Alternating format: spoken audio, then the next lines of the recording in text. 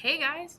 So, hopefully you have been following along with all of our lessons this week and you are ready to start comparing numbers. So, let's get started. Alright, before we get started, there's some important information that you should know, and those are our symbols for how we compare numbers and what symbols we use to show which one is bigger, which one is smaller, right? So, we have less than, greater than, or equal to, right? We want to make sure that whichever one we're using, you'll notice here we have small and big on both of these, right? So it looks like an alligator mouth. You might have heard that before. So our bigger side of our sign needs to go towards the bigger number. The smaller side of our sign needs to go towards the smaller number. Think of it as an alligator. He wants to eat the bigger number and he'll leave the smaller one alone. He wants to eat the bigger. Or we have our third symbol, which represents equals. It means it's the same. It means the numbers are both the same. So let's test it out. All right. So if we have our numbers here, we have 42 and 67. Now you may be thinking, well, Miss Phillips, I already know which one of those two numbers is bigger than the other. And that's fine. But just in case you don't, we're going to do it this way because later on it might not be so easy to tell which one is bigger. So let's work it out together. We're going to use our place value chart. So what I'm going to do is I'm actually going to put these numbers in my place value chart. So 42. Well, I know 2 is in my ones place. Ooh. I know the 2 is in my ones place and the 4 is in the tens place.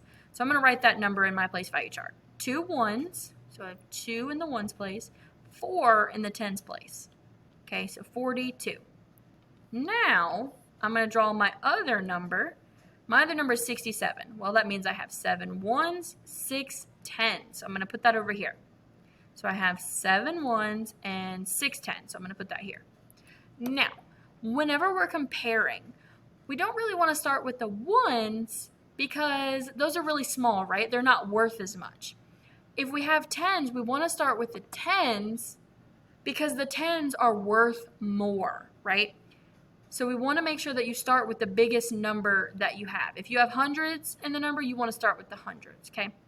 So when we're comparing, let's look at our tens here because that's the biggest value. So I see in one number I have 4 and one number I have 6.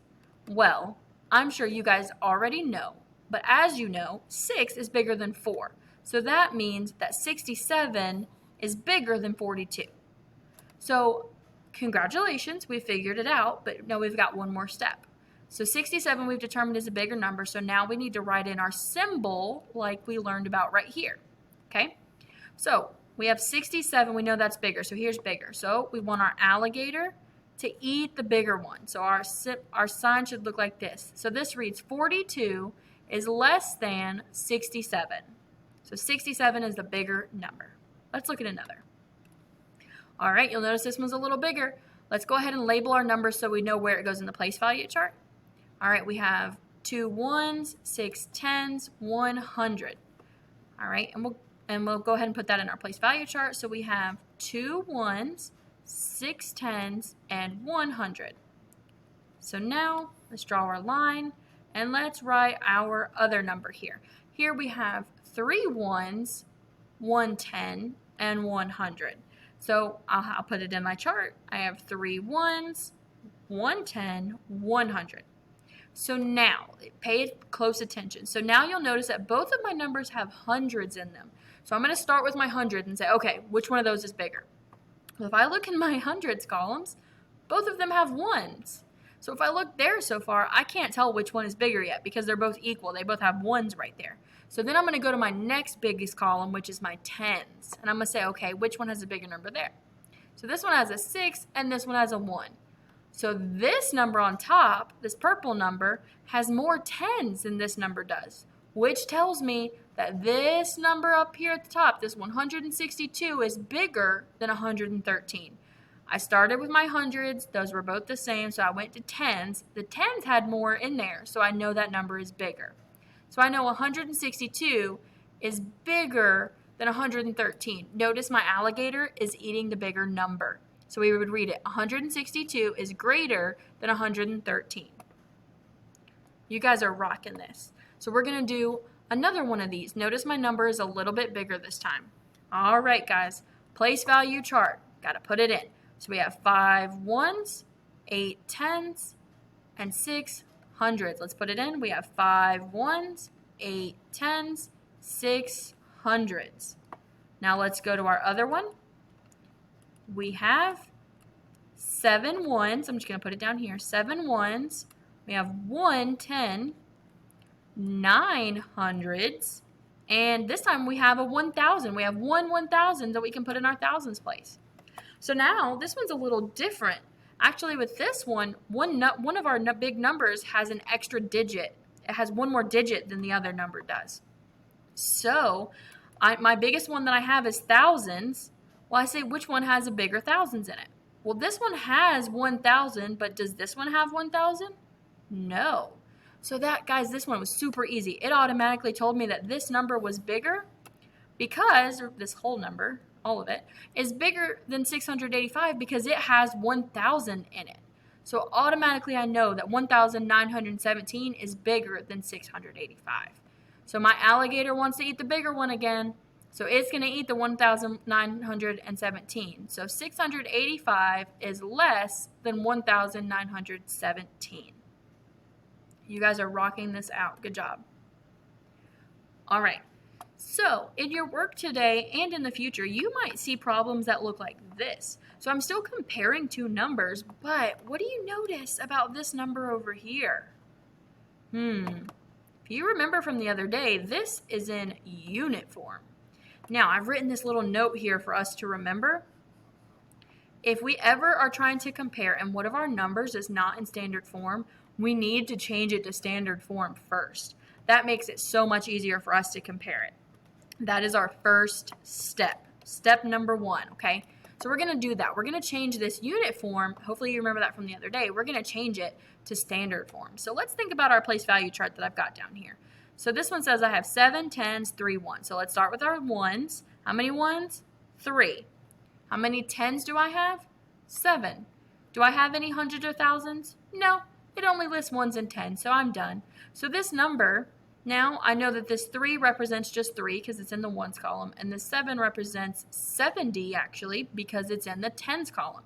So my number is actually 73. Now I can compare my two numbers. So what I'm going to do is I already have 73 in the box.